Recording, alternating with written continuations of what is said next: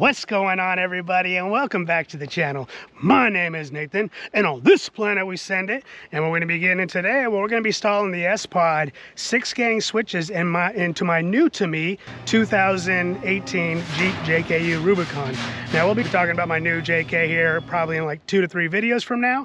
But the plan for this video is we're going to be installing the 6-gang switch. So I want to discuss why I chose to go with this over all the other options out there, and then then we'll go ahead and get right on into the installation, do a brief demo, and then after the demo, whether I'm still debating on whether I want to install the application to have the Bluetooth functionality or not. If I choose to do that, then we'll go ahead and walk you through that process and do a brief demonstration of that too.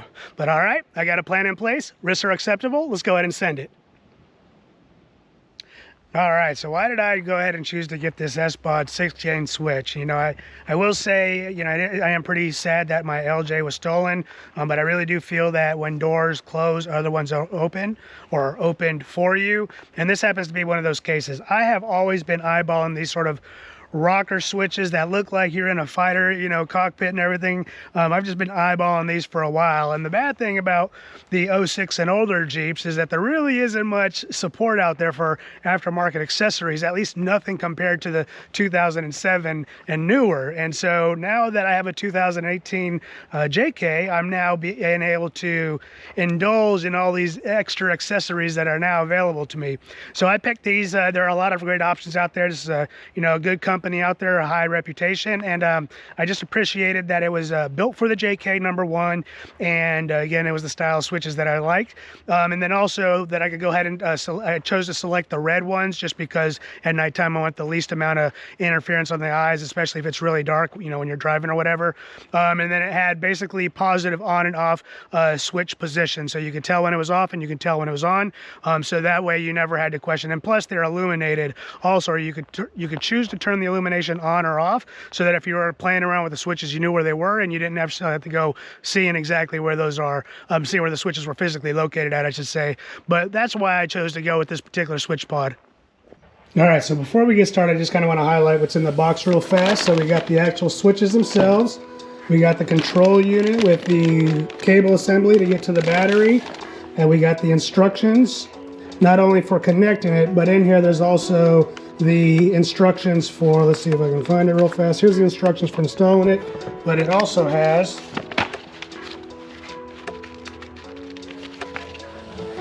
the instructions for connecting the Bluetooth aspect of it. So we'll be getting into that a little bit later. And then of course we have the bracket that this installs on and the actual different stickers that we can utilize whatever we choose to put on the switches. All right, let's go ahead and get into the installation. I'm going to begin by removing the freedom panels.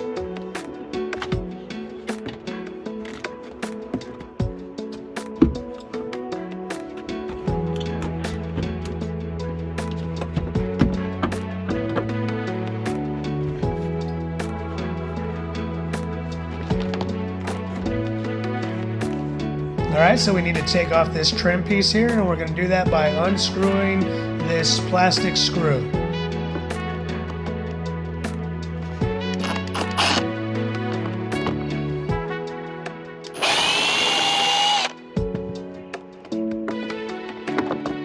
And then we have to remove the sun visor in order to pull this trim piece off, and we do so by removing these 2 Torx screws.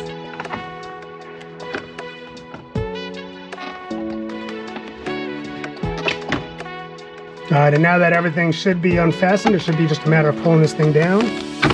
Yep, pretty easy. And there's a rubber thing on there right there. I can go ahead and disconnect. Let's go ahead and do that.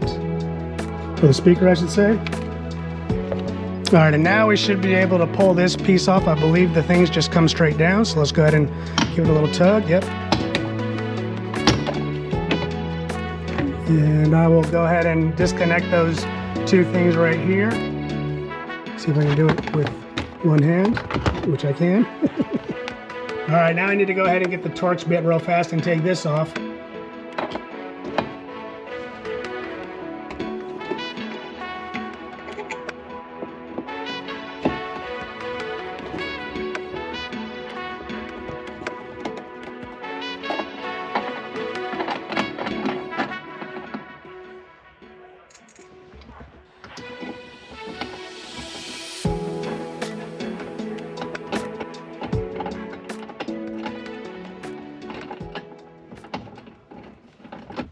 All right, so before I tighten it down, I just want to highlight, you got to keep, when you're aligning this, make sure that this hole is clear in order to put the plastic trim piece into it. And the instructions do remind you of this too.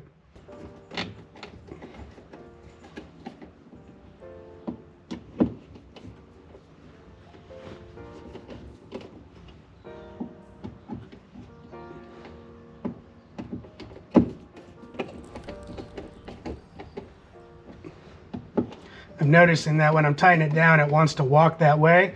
So I need to hold it and put reciprocating force to ensure it doesn't slide when I screw it. Let me show you what I mean here, make it in a good position. You can see the plastic trim piece where it fits right into that hole. That's why you need to make sure that when you're tightening it down, it doesn't walk on you and cover that hole. Now I'm marking where I need to cut. It's going to be roughly right about here and right about here.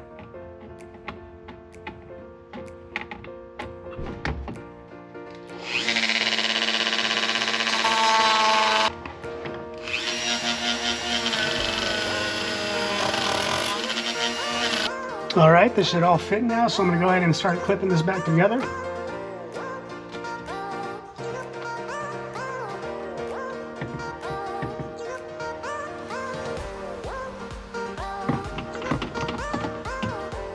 Okay, I just wanted to make sure that this actually does fit, and it's going to fit just fine.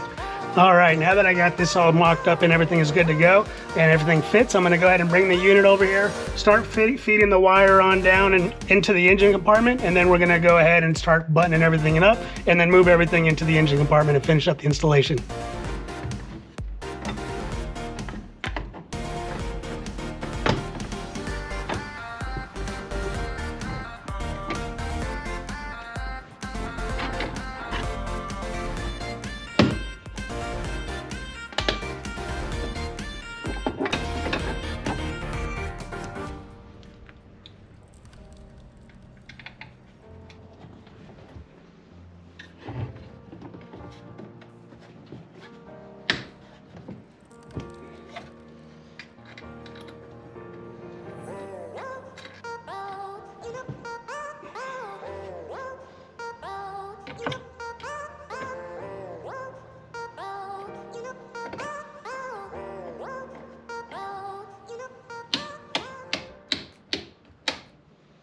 All right, so next what I want to do is go ahead and route this cable down the A-pillar here. We'll get all that straightened up, but I'm going to take it down here. I need to bring it down through here.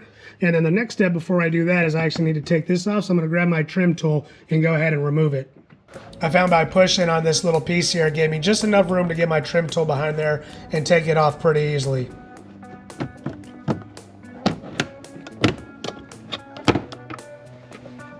And I think we're going to do to try to make this a little easier is we're going to go ahead and fish this longer zip tie down, see where it's going down there. It looks like I'm going to have to tape it off first, and then we'll go ahead and pull it on through.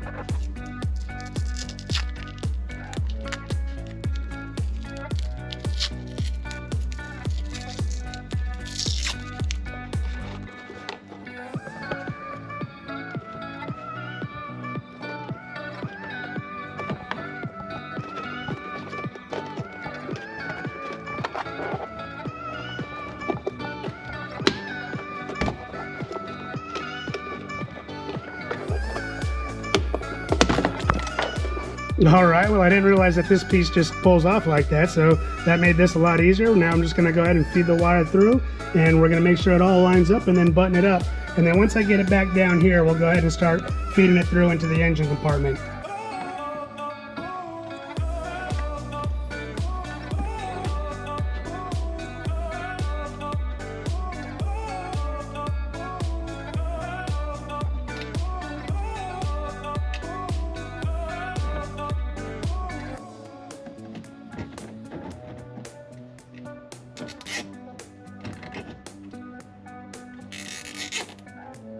All right, I wanted to show you, I just went ahead and zip tied it here and here. I'm about to cut the ends off, but that way there's enough slack in the cable that just in case I need to play with it a little bit to go ahead and put these two pieces on. And this will then just route very nicely back behind here, and I'll be able to put the other piece on, no problem.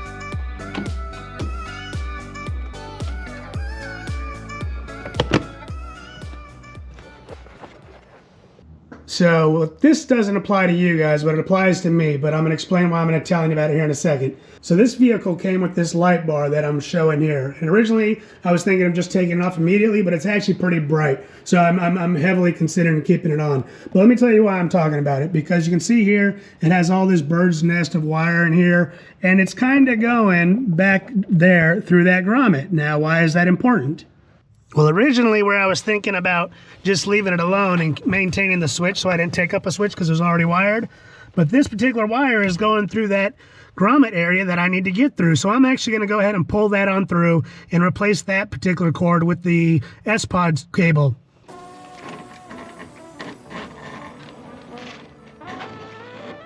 All right, now the next step is to go ahead and install the unit. So we're going to remove these 2 factory bolts. And these are 10 millimeters. All right, so the instructions say that you don't want to tap the ground into, basically plug it right into the battery, and to find either a factory ground or tap it to go ahead and put it onto the engine. So this appears to be a factory ground that I'm going to go ahead and tap off on, and it's right beneath the mount. So I'm going to go ahead and connect this first before I go ahead and connect the mount. So I try to keep the wire basically curled up how it can from sPOD. So I'm going to go ahead and leave it like this. I'm going to go ahead and just button this up right here. No need to show you because it's pretty easy. And then I'll bring it back after I'm putting on the actual mount itself. All right, so I'm going to go ahead before I button everything up and tighten everything down. I'm going to connect it, kind of place the wires where I think they're going to end up at, and go ahead and then close the hood just to make sure everything closes as the instructions recommends. I will say I'm pretty happy it got the spring-loaded screw there, so it's actually pretty cool. And it looks like this kind of has like some rubber on it now that to help reduce the amount of dust that's going to get into it. So that's pretty cool.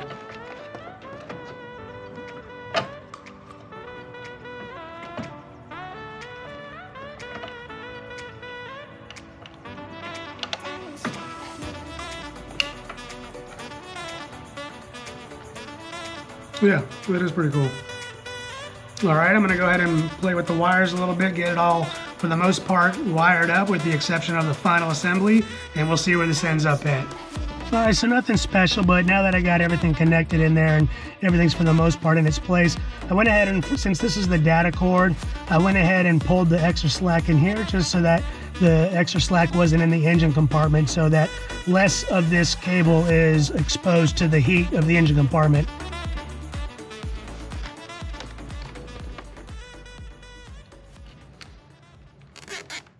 All right, so when I'm done, I'll show you what I'm talking about here, but there's a Mopar, the name Mopar is right here, so I'm trying to make sure I got this lined up well, that the Mopar isn't covered, and I'm hoping, because I think it's pretty cool actually, that when this is tightened down, I'll still be able to see it, and yep, and then the biggest thing is that I'm hoping is that the hood will close. We'll see. All right, moment of truth.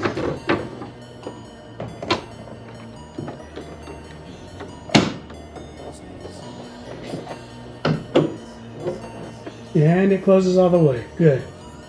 All right, so I'm going ahead and I'm choosing to tap onto right here as far as the power.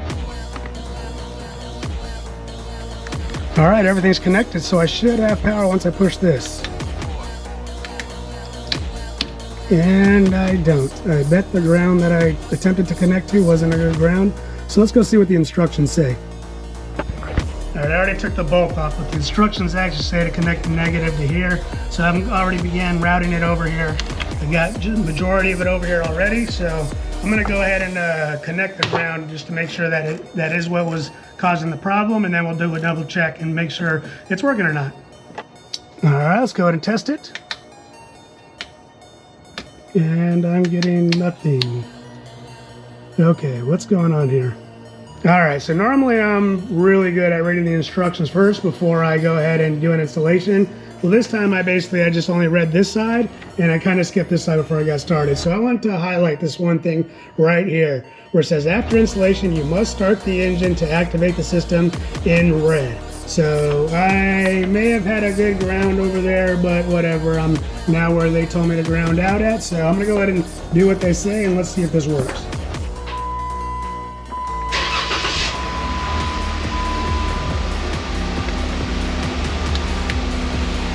And there we go.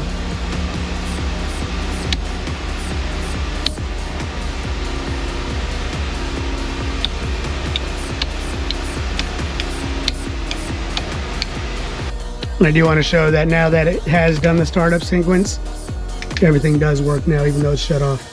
All right, and now the final test. I went ahead and wired up my light bar. Let's go ahead and see if it works. And it works. Test complete. All right, so I'm getting ready to pair it with the Bluetooth. I decided to go ahead and do it on the matter of, you know, it's better to have it and not need it than to need it and not have it. So we're going to move it on to the first step where it says to move dipstick switch number 1, which is right there.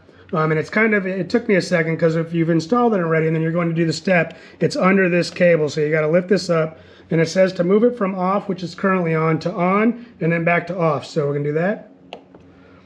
Move it to on. Oh, it was on. Now it's going, I switched it back to off. All right, the app does say you're going to have to give access to the GPS, so I'm going to do only this time. Same with the recorded audio, I'm going to do only this time. So I'm going to save you about 20 minutes worth of troubleshooting. I was having problems pairing this up, and we'll just jump right to the end to where I show you what the solution was. All right, well, I finally did get it connected, and I'll tell you, it took me about 20 minutes. What I ended up having to do, and let me show you here, if it's not working, I would say the first 2-3 times, then go to the section of the instructions where it discusses advanced troubleshooting. So for my particular unit, I was never able to connect, so I didn't have this part, so that didn't apply to me. But what I did do is I came here and I pulled the number 2 amp, and I let that sit for about 30 seconds. It says to only do it for 20 seconds, but I made it, you know, a little bit extra time just to make sure. And then it says switch from on to off 5 times rapidly. So here I started off in the off, and I went to on, off, on, off, on, off, on, off, on, off, and it says to end in off. After I did that, I attempted to go ahead and repair the app, and then once I did it, everything connected perfectly. So let's go ahead and do a little test and see if this is working or not. All right, so I went ahead and put the light bar on the top and want to show you how I did that. So I was still in the setup mode, and so when I did that, I went ahead and selected the icon I wanted to select, and so I had selected the light bar. I'm going to cancel this because I don't need it right now. I'm going to go back to this one. So I did select the light bar for this, and now when I push it, there we go, and it's working. So that part is complete. All right, that's going to go ahead and wrap up this video. And although this particular installation went over 2 days, that was only because my GoPro battery died, not because this was a challenging installation. If you're not recording, I think you could probably get this done as fast as 1 hour, but 2 hours tops. It really wasn't that challenging.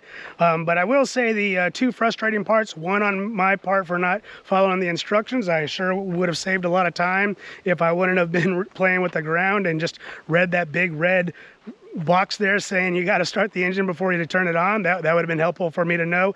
And then I will say the Bluetooth itself, connecting that was a bit more of a pain. If you're having problems with that and you have an Android phone, it does say with an Android phone it probably will take 2 to 3 times. If it doesn't work after 2 to 3 times, just immediately go to that advanced troubleshooting section, run through those steps, and then it came up the very first time as soon as I did that, and hopefully you'll have the same luck if it does that. As a matter of fact, I would probably even recommend just start off with that advanced troubleshooting section at the beginning and don't even play around. But all in all, I am very happy with how it looks, exactly what I was hoping it'd be. And I think the only thing that I need to go ahead and do now at this point is put the little sticker on my number 1 switch. Then it will absolutely be truly completed. But anyways, thank you for watching. I hope you enjoyed this video, and I'll see you on the next one.